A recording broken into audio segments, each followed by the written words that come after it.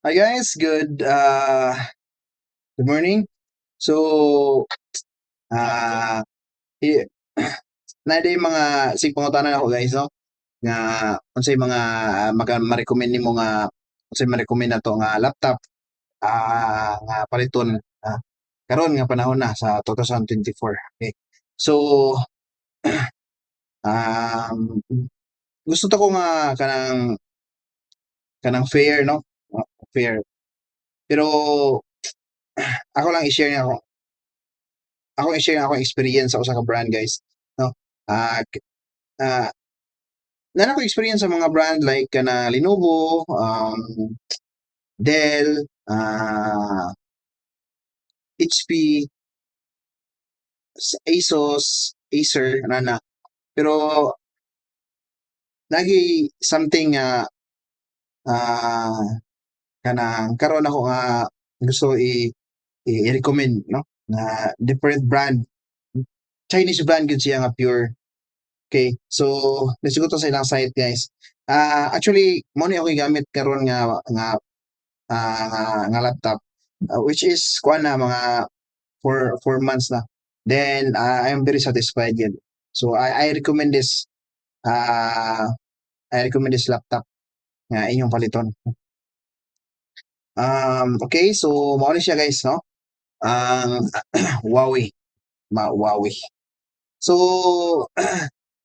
um ang gigamit ako ang gigamit karon ako ang kuan kana ako ang naa karon sa unhan kay mao ni siya ang Huawei no? MateBook 14 mao na siya. So karon kay ikuwanta mo kanang i-share na ko ninyo ang iyang features. O say kana lang mga basic nga features nga which is ako pod kay familiar no. Kaya ang uban kanang apiki na kayta no. So kani siya nga ang Huawei guys again kung mapalita og kanang laptop labi na kanang gamit gid sa ato ang pag sa work no kay magdepende po na sa ato ang capacity to buy no ang lantaon sa nato ang presyo. So diri sa Huawei though kanang Chinese siya nga brand na nakuha na gid nila guys kanang na murag almost na perfect na nila ang kanang ang art of making kanang mga technologies ba no. Murag ni compete na siya sa Samsung, sa mga big brands, sa Lenovo, sa almost sa Apple kaning ilahang product karon mao na gid na siya no, ni compete na gid siya actually. So um Naganda mo og kanang kuan kanang ang basic nga features sa Huawei no, especially the Huawei MateBook 14. Okay, so ang features niya guys no, again that is mo na siya mo na siyang now. So ano sa features, so dara guys no, OLED display siya, touchscreen. Then since touchscreen siya, uh, siyempre matouch nimo then pwede sad ka maka-buy og kanang pen no. Stylus, itaw na siya stylus nga pwede ka mag-write sa screen. Murag tablet ba, no? Then ultra slim design, Intel Core processors, Intel Core Ultra Intel Core Ultra processors. Then gawa sana guys na ASCII kanang 19 hours continuous video playback no. Kay na ASCII 70 watts hour nga battery. So din siya basta-basta no. Pero kuan kay siya guys kanang ah, slim no. Slim na siya nga battery. Ah then AI camera na siya AI camera na po siya AI sound no. Then super device drag to connect. So also na siya kay kung nakay ka ng other nga mga Huawei nga products or devices, murag magkaila na sila no. Di na ka magkalisod og connect. Okay, so let's go to the kanang features kaniya no. So again, OLED display. I forgot guys kung unsa to yung meaning of OLED. So mo na yung kalainan guys no, sa OLED display ato ma-compare sa LCD no. Mo na siya. mas klaro gid siya ang uli display ang colors ang kon kay siya kanang crispy kayo nga screen compare sa LCD. So una na siya. Kung mo-matter ninyo ang kanang una na ang display, so uh, this is the product that you need. So crispy again crispy kayo ang iyang kuan high definition yung kaayo no ang iyang kanang ang display niya mo na siya guys. Then full view display. Mhm. Intuitive controls again touchscreen siya. Pwede nimo mga kuan. Again, pwede nimo madrawingan. Mo na siya yung feature. Then mo sa ni ilang kuan guys no. So ang iyang design guys kay dili siya basta-basta ang iyang designs kay kaning TUVI Comfort Certification is the international standard din siya guys nga certified sila ngani ilang technology. So namo gud siya kuan guys nga siya feature nga pwede nimo i-dim or basta na siya display nga kanang kung magbasa ra kag articles pwede nimo siya i-set na nga display nga dili sakit sa mata. Fresh at first sight. So again guys, kung mobile mo ani nga klase nga laptop na duha ka color nga kapilian as space gray o green, no? Ako i-order na ko kay green unta to. Pero ang naabot kay gray naman then considering ganito na kay nako ang device, ang laptop wala na nako iuli, no? Kay dugay-dugay po ko nga pinaabot ato. Then frameless and flawless. So makita ninyo guys ang iyang ang ang iyang kanang design gid mismo once siya kanang curve ang curve niya ni apas-apas na gid siya sa Apple nga design no o sa katong Surface Pro no almost na gid. Actually pagpalit na ko ani nga device kay nag-research ko dito ko sa Apple first sa Apple so wala picky kayo ang Apple. Di gid siya di an kay siya kanang mag-Apple pugson gina to palit ang Apple mangutang kita mawala ang atong pagka-low-key no maapil ta sa mga elites so wala ta nang kuan kanang Apple ang Apple gud guys kung kaya gini niyo paliton ng Apple secure gud siya nga device pero dili siya user friendly no kung oras na siya magkuan kanang oras na siya mag-trouble ang problema pugid ka no ang kaning mga devices nga mga unani, mga pangkuan, pang low-key nga mga devices, pwede rin mo nimo paayo sige asa.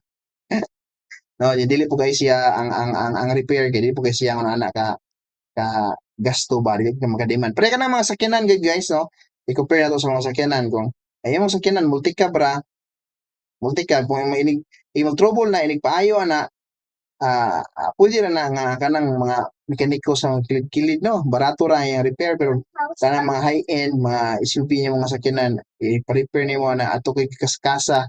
So, ah, paringo po kas presyo.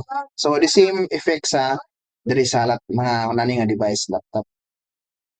So, processor, so mo yang processor guys, powered by Intel Core Ultra processor, no? Na duha ka pilian nimo Intel Core Ultra 7 and Ultra 5 mao na siya. So kumbati gid kay guys. Then ako siya feature nga super turbo nga settings, no? Faster to open large PowerPoint files. So inig mo na siyang ug maka-on siya guys. Paspas gid siya. Mo sa siya usa nga feature niya guys nga dili siya based on my experience no sa di gid siya mainit guys. Oh, giunsa kay nila sa mga sorry. Giunsa gini kaya sa mga Chinese engineers, no? Then dust to down durability. So again, the 70 watts hour nga battery, kumati na kay na dugay gid siya mo kuan kanang dugay gid siya ma kuan ba kanang malubat kay based on my experience i-charge ako siya ni kagabi the whole day na ako na siyang gamit. Pero magdepende gyud po na siya sa paggamit nimo kaysa depende sa mga apps nimo nga pang open nga. Then smart conference with AI camera. So again, ang camera nga gamit ako karon mao ni karon so makita ninyo kuan siya guys kanang 1080p ultra HD camera gid siya, no? So perfect kaya.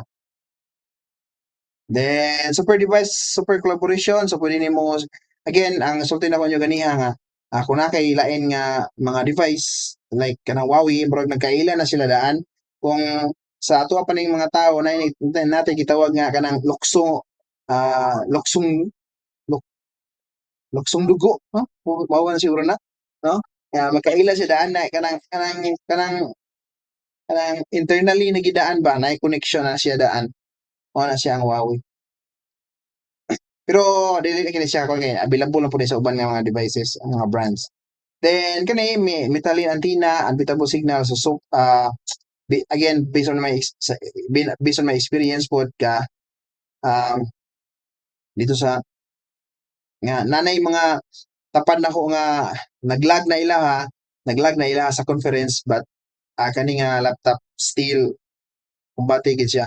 Dili gyud ka mabitin sa internet. Then, dual large channel memory, bising fast operation, so 16 gigabytes. 16 gigabytes ang iyahang RAM guys. Then, 1 terabyte nga um, SSD ang iyahang kuan kanang memory, no? ROM. Then we have the ports. So sa left sa right side kay naa ng USB 3.2 gen.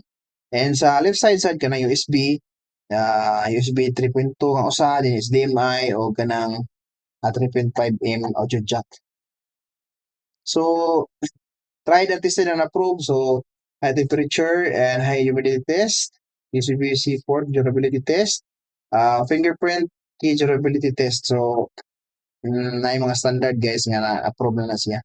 Then the keyboard live test, touchpad live test, and also the kanang hinge live test kay kung kini siya kanang gamit kina siya kay mostly sa mga laptop ang kasagaran nga mo guba kay katong mag-ana kanang corner ba nga mag-abot guys para kanang isirado na to ang laptop mo na kasagaran maguba. Ang Huawei kay nasig gi-design siya nga nipasa siya sa test kanang one finger test, no? Na usa ra ka finger imo ikuan sa screen ma-open nimo siya. Okay, so mao na siya ang ato ang kuan guys, mao na siya ang ato ang kanang wala ang mga feature sa Huawei, no? Now, Intel Core. So, hindi siya basta-basta, guys. Now, let's go to the price, no? ang pinaka, ang pinaka masakit na katotohanan, no? Yung presyo. So, balik ta, presyo. So, dire, balik gyapon ta sa presyo. Okay. Backwards ako, guys, ha? Again. So, mana ni siya? Okay. So, ang kuan guys no, nasa kanang nay kanang nasilay kanang premium good nga premium build nga laptop mo ni siya ang MacBook X Pro. So pang Pro na siya no, kita kay di pa man ta Pro, mature man ta. So ang presyo ana is 129,899. So kani siya di na gini basta-basta. So we will have a separate video of this one so para makita na to no. Then ang kuan guys no, lantaw na to ang sumo ni siya ang uban nga mga kuan mga laptop nila. Okay. Okay, so mo ni ang MacBook X series dayon ang Mac MacBook series o MacBook D series. Okay, so mo ni mga pricing nila guys, no? So sa again sa MacBook X Pro kay 129,000. So pero di na siya basta-basta pod. Above na pod siya ang mga specs niya. Makita ninyo ang specs niya guys, no? Flexible OLED display, Intel Core Ultra 9 processor. Kung sa normal ra ni siya, sa uban nga mga brand ni kay gitawag na siya i9, no? i9, i3, i7, i5, i7, i9. So mo na siya which is grabe-grabe gud siya, no? And then sa MacBook, mo na siya sa MacBook X series. Then ano sa MacBook series, so mao ni siya ang ako guys nga gikuha. Mo ni akong laptop karon sa MacBook 14. So mo na ang presyo guys, makita ninyo diha 59,899. So ang nakalimutan ninyo guys kay mo ni siya ang kuan kanang mo ni siya ang kanang technique, no? Pwede nimo ni siya mapalit dito, umoadto ka mapalit sa mga malls sa Cebu City, no? Malls, Ayala, SM. Kaya namin na sila yung mga Huawei store. Ang nakadiferensya lang niya guys kung compared sa mapalit ka online o order ka online kay ang mga kuan kanang ang mga bundles, no? Ang mga gift. So kung ato ka sa um, kung ato ka online palit, mapalit ka sa online, na sila libre nga bag, no? Kanang laptop bag, napod sa libre nga kanang monitor nga 24 inches. Huawei sa Huawei ViewMate, nga nga nga monitor which is powered sa gayo. Then kani siya, no? Huawei Soundjoy which is a premium built Bluetooth speaker. Mo ni ako gamit sa eskwelahan nga kanang mag classico which is I am using the multimedia naman. So mo ni gamit, no? Dahil na shock kay mas kusog gyud siya. Premium build. Kung imo ni siyang paliton separate guys o diron sa Huawei, this is worth almost 6,000 kani siya. So ang kung adto ka mo palit sa mall, wala na ni siya. Apil bag na lang og ah, bag na lang og kanang atong monitor. So gibulsa na to sa siguro sa sa mga sa mga tindiro dito sa mall. Then kung gusto na ka ng ubos-ubos lang ang mga specs guys kay pwede na sa ni siya, no? Dili di ubos-ubos guys, mahal-mahal pa man pud ay. It naay 16 inches, no? Naay 16 inches nga MacBook 16S to sa so ang katong ato ang kani ako ang laptop guys kay 2014 2024 gini siya. So kaning MacBook 16 S kay 2023 ni siya nga release nila, no? So true color touch display lang gihapon, no? 13th gen Intel Core i9 processor mao po dahil 89 kay i9 sa dahil kagwang. So 2K full view display mo ang MacBook 14. So Intel Core. So lahi sa na siya ng 59. Lahi sa na siya klase guys kanang 59 999. So kanang mga kung dili kung kay guys kanang kinahanglan ta kanang dili to kaya ang katong mga 59K nga range, no? 50K nga range sa price sa ani nga Huawei pwede ra sad ning MacBook D16, no? 32,989.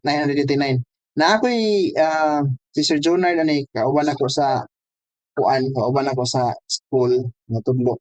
Mo ni iya no? MacBook D16 39. Oh, asa pa na i9 na siya guys. Di na siya basta-basta ha. i9. i9 ha. Remember i9. Ana nga presyo 32,999 i9. Ang i7 ron unsa naman na sila. Mahal pa kay sa uban nga brand ang i9 guys. Ang i7 gani no. So ang uban guys mo na siya ang presyo sa uban na 39 sana kana apay. So again ang ma-recommend gid ako guys kay kaning kung kaya ninyo ang so far ang MateBook 14 no gawas nga handy kay siya kay 14 inches ra siya 14.2 inches kumbati sa kay siya sa performance so mo na siya ang iyang features. Mhm. No? Again guys, kung kinahanglan mo kanang gusto pa ninyo i ila-ilahon ang mga laptop ni Huawei, just visit to their kuan kanang website, no? I-Google lang po ninyo kung saan ang mga terms, no? Eh, pangutana po muna ako, pwede ran mangutana. Okay, so that's all for now guys, no? Thank you for watching. Again, ay sa mga nangutanan nako kung unsay akong ma-recommend nga laptop no kung gusto na mo mag-upgrade no og laptop so ah, try the Huawei product no? Kay so far based on my experience mo na siya ang grabe na gyud no ang mga Chinese kay na mga Chinese engineers kay almost na perfect na nila ang art of designing making laptops no computer no so na sila ka gahi gyud. So that's all again. That's all for now, guys. Thank you for watching, and please support my channel and also my and give like to my video. Huh? Thank you very much, guys.